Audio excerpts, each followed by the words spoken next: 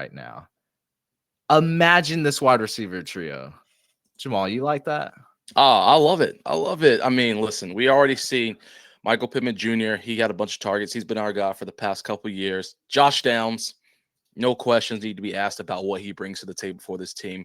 We've been saying it since pre-draft that Josh Downs is going to be a dog.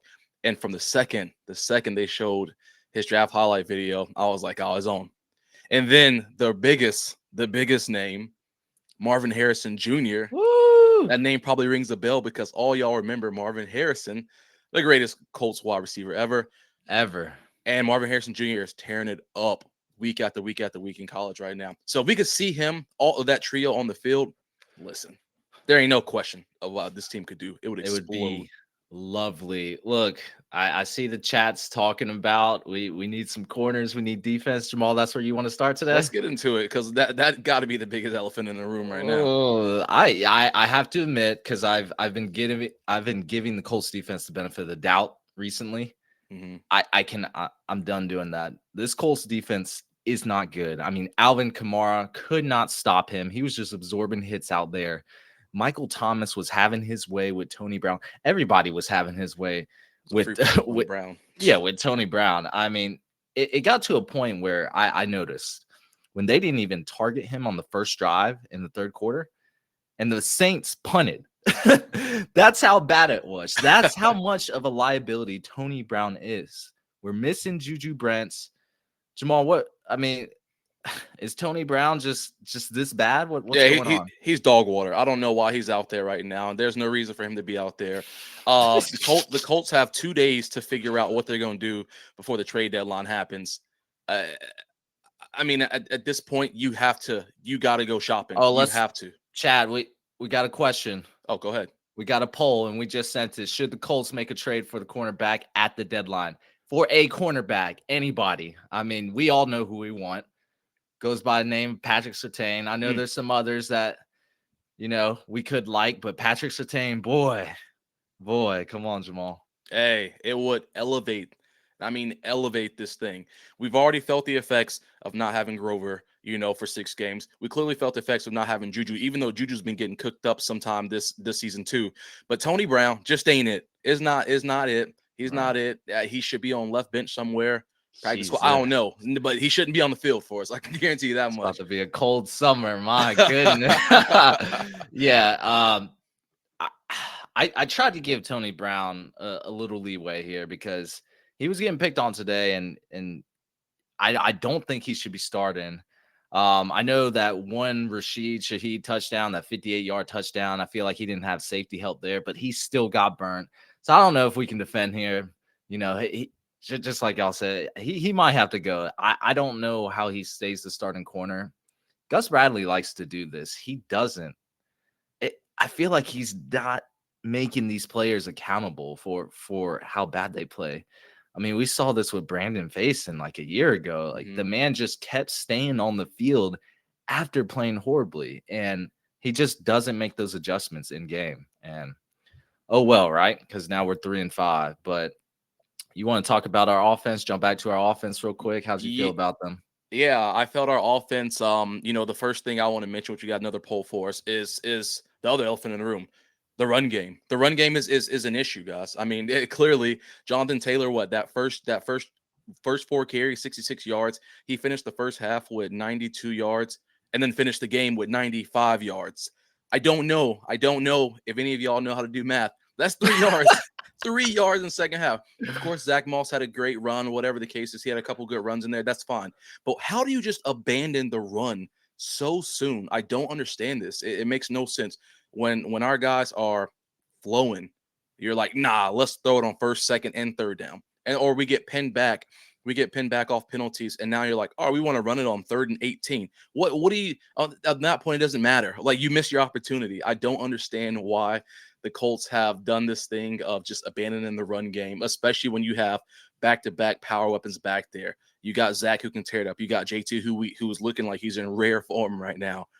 But you don't entertain it. You just let Minshew go out there and continue to throw 40-something times a game. It makes no sense. Run the damn ball. I don't know what happened. Like you said, Jamal, I mean, these guys are averaging over 6 yards per carry on 23 carries. Something's not right here, right? Something is not right. I wanted to see more running. It was working for us. Gardner Minshew completed 23 of 41 of his passes. 213 yards, averaged 5.2 yards per attempt for 2 touchdowns and 1 interception. Honestly, I thought, and I was going to say Gardner Minshew was looking good today up until that second half. I mean, no turnovers up until then. Pocket presence was looking pretty good. That's exactly what I was going to say. But no, he tried to play hero ball in the third quarter. Not need to float up a desperation pass off platform when we are in field goal range. Huge turnover. Look, if you're Anthony Richardson, you can probably make that pass a little better because you can make those throws. But Gardner Minshew, I thought he was playing a little hero ball there. Again, when you have a backup quarterback in, I feel like you do have to rely on that run game. Gardner Minshew is not a starter for a reason. He's one of the best backups in the league, but to me, got to lean on the run game, especially when you pay Jonathan Taylor all that money, especially when Zach Moss is like second in the league in rushing yards. You have to lean on that run game. Stop trying to always pass it vertically. Like Gardner Minshew does not need to be throwing the ball 43 times a game. It just doesn't need to happen, right? Yeah, it really doesn't. And you're right. I mean, even some of the comments, we know he's a backup, and if we want to consider this a rebuild, I understand that too. I mean, I don't know if we want to say a full out rebuild or retool, however you want to slice it. But I mean, we also want our team to go out there and be competitive. Like you have to be competitive every single game. Right. We talked about this during the pregame show, how the defense can allow 38 points. And we'll get back onto that, in a minute. But we're a team averaging over 20 points a game, 24 and a half points a game or something weird like that. But our defense is still allowing 27 points a game. It just has to be a situation where our offense has to be going and we have to remain competitive the entire game. And if competitive means we have to run the ball every single play because our backup quarterback can't compete with what the defense is throwing at it, and that's what it is. What it is. I'd rather see that, and we look at the stat line and we say, all right, well, we were in prime position. However, we blew it because of some other reason besides just poor play that came, from inexperienced backup quarterback like Minshew. If it were Sam out there, whatever, I mean, I think you could sit here and argue about, well, it's Sam Ehlinger. He hasn't done anything for this team, but Minshew is a proven backup in the league and showing that he can do it on multiple levels. And he's been with Steichen for years, so he understands this team and everything it has, or I should say the coaching style, not so much the team. But it's tough, man. Look, the chat has spoken. They want to rebuild. They want to look towards the future. For everyone who hasn't seen this, look at the guy in the middle right here. Jamal, who is that? Marvin Harrison Jr. A shiny object that I would like to have in my possession. Sorry, that's disrespectful. Don't want to call him an object, but one of the best wide receiver prospects of all time. I think, I mean, Jamal, can we stay competitive? You kept talking about we want to stay competitive. Can we at this point? We're 3-5. The Jags look like they're probably going to run away with the division, right? Yeah. Is it time to start looking towards the future? Well, yeah. I mean, I definitely think you have to. I mean, there's no better time than the present. Clearly, the ship has started to go the wrong direction. And you can call it what you want, but yeah, I mean, I don't think it's a bad time to start thinking about what positioning could get us. Just because there's a lot of talent. There's gonna be a lot of talent that's gonna be coming up. So, and again, I don't want to sit here and say that I want this team to just start tanking, because that's not what it is. Like, I don't Mm-mm. want to watch that. I'm not saying that at all. However, if we know that we're not gonna have the playoff opportunity, and whether we have a backup quarterback in there or whatever, even if AR was in it, we don't know right now if we would be a playoff team. That's neither here nor there. But I also just want to make it clear that I'm not trying to tank this thing out. I want to be competitive, and if we lose, we lose. And then, yeah, we Yep. can still focus on the needs of the draft, because we know we have plenty of needs, especially on the defense side of the ball. Yeah, because you can't. I mean, it's really hard to tank in the NFL because these guys they got to live in, they got to live by. They want their contract. They want to win. You don't want to lose the locker room and just build a losing culture. So, yeah, I'm not for tanking. These Colts games that we've been watching recently have been very, they've been exciting. They've been. I mean, I think we've probably scored the most points how many points have we scored in the last two games? I believe it's 65 combined points against two of the arguably best defenses in the NFL. So the fact we can't pick up a win, like who's to blame there? And I think we already discussed at the beginning of the live stream, and we could point at Tony Brown, we could point at Gardner Minshew, we could point at Shane Steichen, like Gus Bradley. There's a lot of fingers we could point. But as we stand right now, according to tankathon.com, we are number 9 if the draft happened today with no other games going on. We will have the number 9th pick in the NFL draft. That is a top 10 pick. We could do a lot with that there. Get a generational pass rushing talent. Somehow get a really good wide receiver prospect. It might not be Marvin Harrison drafting that late. Draft a cornerback. I mean, I'm sure that's on y'all's minds right now. Drafting a cornerback. It's very possible. I don't know what we're going to do. I don't know how we're going to end, as a team once we get to week 17, but this team is not going in the right direction. We should have been able to pick up these last 2 wins and stay competitive. But right now we're at the bottom of our division of the AFC South. It's time to start thinking realistically. We've lost our potential franchise quarterback for the season. We've lost Grover Stewart due to a PED suspension.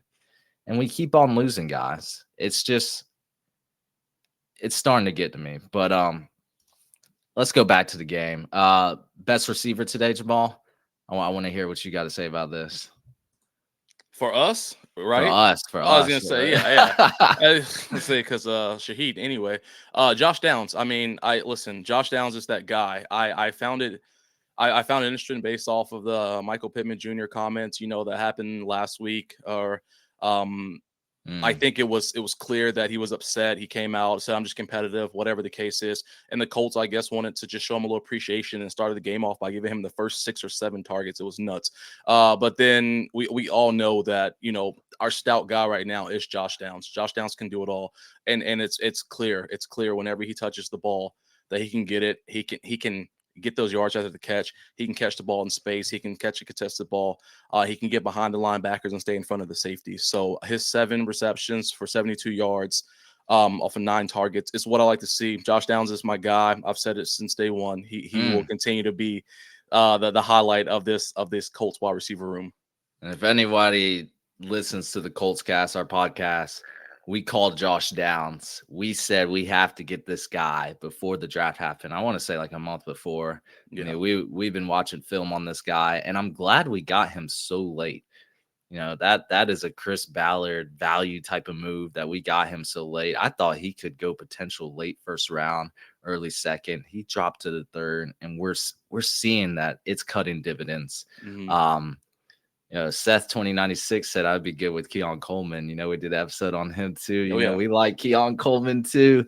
But yeah, I'd have to agree, Jamal. Josh Downs, electric today. I thought he was amazing. Did you see that one catch he had where, I mean, he was out of bounds, but he toe tapped that thing in bounds. I mean, that's something you can't coach. You either have that body control or you don't. And that was incredible. Catch of the day. He's so quick, impossible to cover. Everything you said, Jamal, I agree with.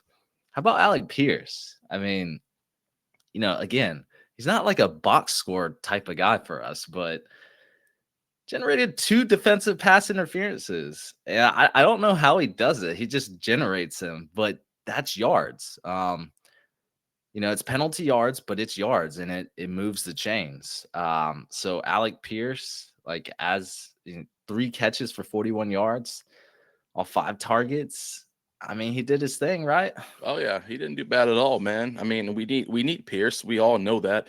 I honestly didn't expect him to be too much of a factor, just because my assumption would be that the pressure generated would be too much from the defensive line, so Minshew wouldn't have time for Pierce, who is really our deep ball threat for what it's worth, to be able to get down his route tree, and make it 10, 15 yards down the field, and then get the ball out to him. So I was glad to see he was involved. Glad to see those DPIs. He got. And he looked overall good. He looked good. Yeah. Because he got one of those DPIs off that flea flicker play. I guess Yeah, we could talk about Shane Steichen and the play calling. I can't remember the last time I've seen a flea flicker for the Indianapolis Colts. Can you? yeah, no, Yeah, it's shout out to Shane Steichen for that.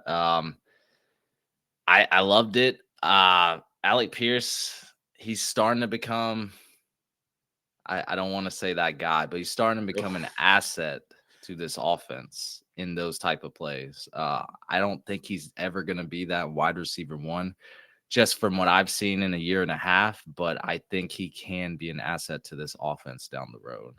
Um, but really, Michael Pittman, he got targeted a lot.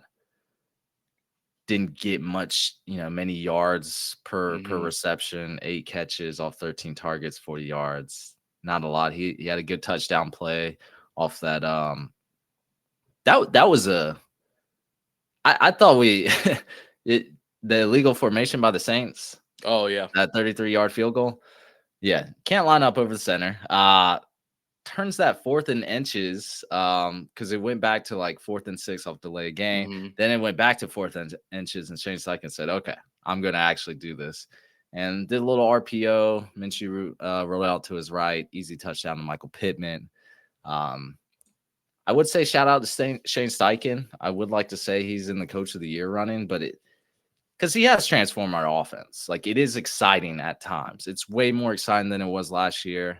yeah, As you guys know, last year was a huge disappointment with the Matt Ryan experiment, but this year it just seems different. And even without Anthony Richardson, it still seems different from the play design and calls. But I will say, sometimes you question yourselves, like we talked about Jamal at the beginning, like, why aren't we running the ball more? hmm It's effective. Let's use that to our advantage. Let's run to set up the pass.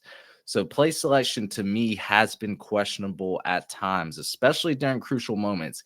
It seems like once we're putting up points, once we get the ball rolling, it's like someone comes and stops that ball from rolling and says, wait, let's do some silly stuff. And I feel like that's happened 3 or 4 times this year, and in every game, in those 3 or 4 games, right?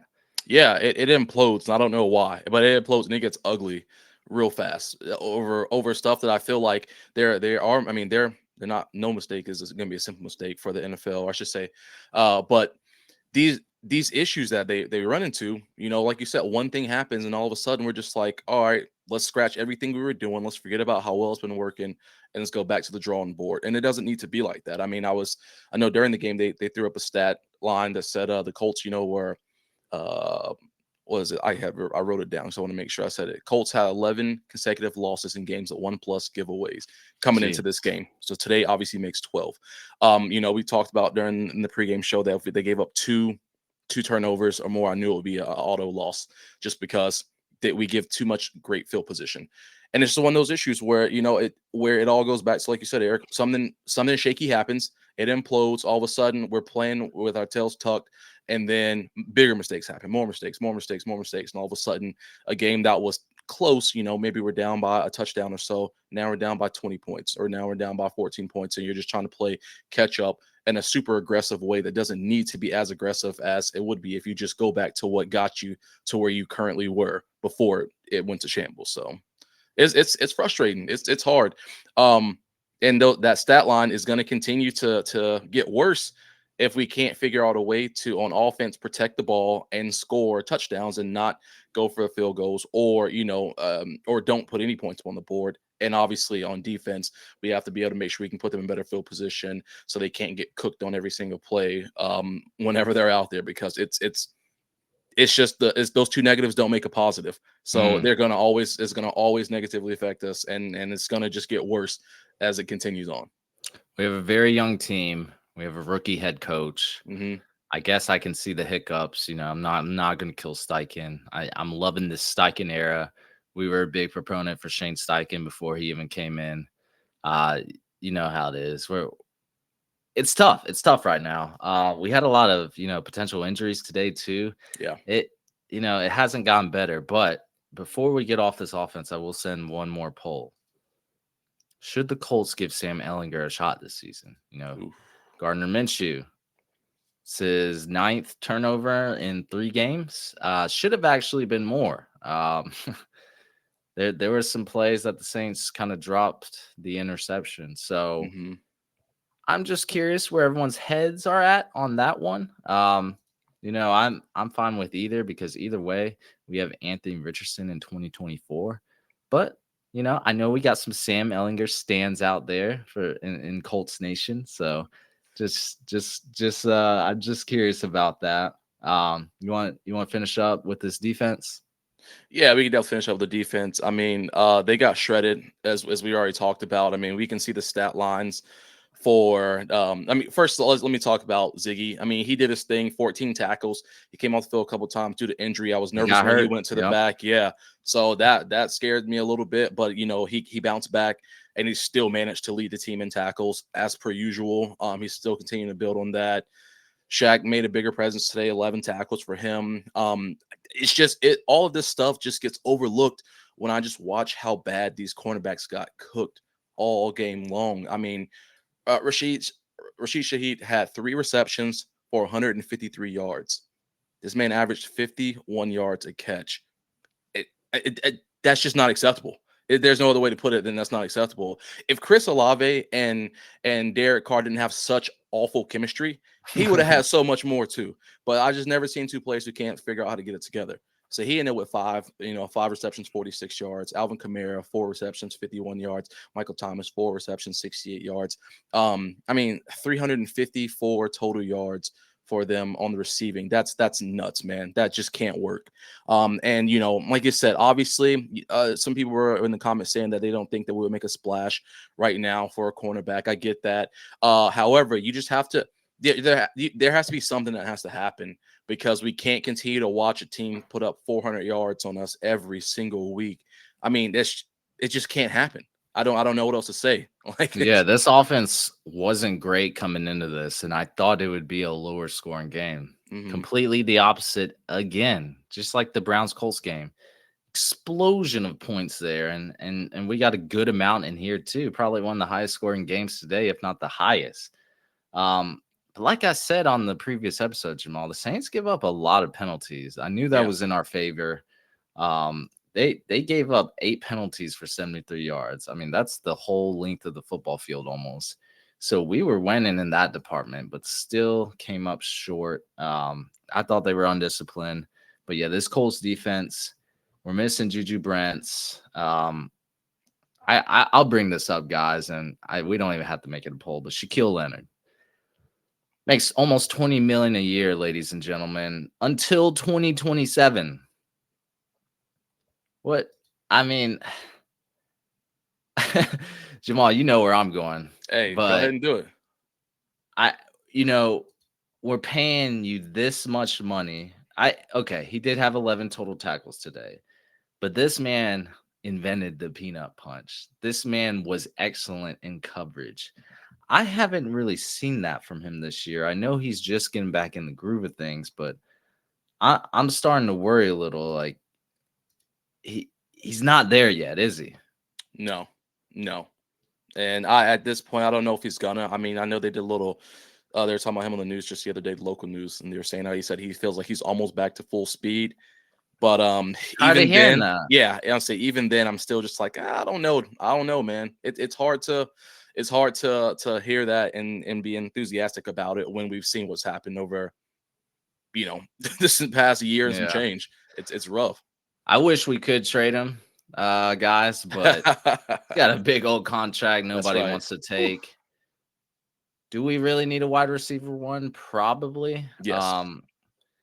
I started to notice that Gardner Minshew, a lot of plays, which he should do is, he should get rid of the ball if there's not something there. But he hangs on to that ball a lot because he wants something to happen down the field. Our wide receivers are not generating the separation they need to be. Or he's not trusting his receivers. Either way, I think we do need to add some wide receiver competition. This is why, we've been talking about Keon Coleman. We've been talking about Marvin Harrison Jr. It wouldn't be a bad pick to pick up a wide receiver in the first round. We've seen a lot of teams do it, and they just dramatically get better. Jamar Chase, CD Lamb, Justin Jefferson. When you get someone to add to your quarterback and create that combo, it doesn't make your team worse. So it's never a bad pick. But if you can find somebody like a Aiden Hutchinson or a Micah Parsons in the first round, that's going to generate more value over the long run, yada, yada. But man, if we could get somebody that just can just kill it, man, at all three levels, contested catch guy, somebody you can trust down the field, it would be great. It would Yeah, be. But yeah, this defense, I got my boy's jersey on. I got a little, y'all can see that little the D Buck. force. Yeah, I had his jersey on today. So, all that energy was channeling through that strip sack he had. DeForest Buckner doesn't get talked about enough. Huge strip shot, crashing down the middle. Like he just beat his dude one on one. But other than that, man, this D line, it's missing Grover Stewart, man, because we are not generating any pressure up front, it seems like. Mm-hmm. Um, I just think, that's kind of what this Gus Bradley defense relies on. Yeah. Getting pressure up front, zone coverage. He doesn't blitz a lot. Your four-man rush has got to be there. It's just got to be. It's got to be there. You're right. And until it gets there, I mean, again, there it's going to be a long, slow, disappointing season. Um, so, like you said, you look to the future, and I don't mean look to the future as in like abandoning this season and acting like what this season is going on, but you think about some of those positives. The Richardson coming back from his surgery, hopefully picking up, looking forward to what we can get in the draft, kind of understanding these scout players that we have, and just think about some of the positives. I don't know. I mean, it's hard. I mean, I was looking here through the comments there. Sammy C said Colts fan. Since you were 7, now you're 64. You're gonna be the Panthers. Eric, you're gonna be at that game, man. I'll be I'm there. nervous too. Yeah, I saw the Panthers. Well, the Panthers won today. I think 15 to Barely. Yeah. barely. Yeah. So we of course it would be great to see Richardson, or excuse me, not Richardson. It would be great to see the Colts pull out a W against Frank Reich and Oh, Bryce Young yeah. and those guys. But neither here nor there. That's next week. But point of all that was Eric was just saying that, like, again, we're not abandoning the season, but we also need to be realistic and think about what the future holds for this organization, because it's going to be here before we know it. And if we don't think about the future, then you can't fix you're never going to fix these current problems, because they're going to just linger and linger and linger, because you don't have any kind of plan going forward. So Well said. I can't say it any better than that. Look, we had a lot of promise coming into the season. I think we exceeded expectations to an extent, but it has. I feel like we hit our climax. We're heading towards that downhill, that resolution where it's just, look, we either stay mediocre or we look towards the future, man. mhm. I mean, we could do both, but I hate being mediocre because you miss the playoffs. And you also don't have the best draft pick. Yeah, So you that's right. don't have the best shot at the player you want.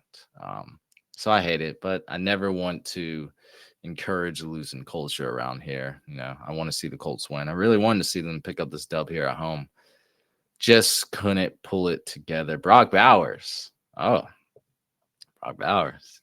That's another guy we got to look at. Mhm. Yeah, he's a different beast at tight end. Mhm. But just how the Shane Steichen and this offense has been employing tight ends recently, they like to use a variety of tight ends. I'm not sure if Brock Bowers would get his generous targets here, but I wouldn't hate it. I wouldn't hate it. Yeah. But I really want a splash wide receiver instead of a splash tight end. Just me personally. That's my opinion. Um, Jamal, anything else before we wrap up? Nah, man. I think that's it for me. Just get ready Hey, for next week. That's all we can do. you're ready for next week against the Panthers. I will be at that game. I'm excited. Oh yeah. Haven't been to an NFL game this year. It's gonna be awesome. Because my brother's a Colts fan too. So we're gonna be going at it back and forth. But he gets to see Bryce Young. So I didn't even say he's a Panthers fan. You said he's a Colts fan. oh, I said he's a Colts fan. Yeah. He's a Panthers fan, guys. But yeah, that's going to be it for us, everyone. Thank you for listening to the live stream. The Colts Cast partnered up with Bleacher Report today. We are live on Apple Podcasts, Spotify, YouTube, or any platform you use to listen to podcasts. Guys, take care. It's been great. That's right. Take care, y'all. You're ready. Go Colts. Go Colts.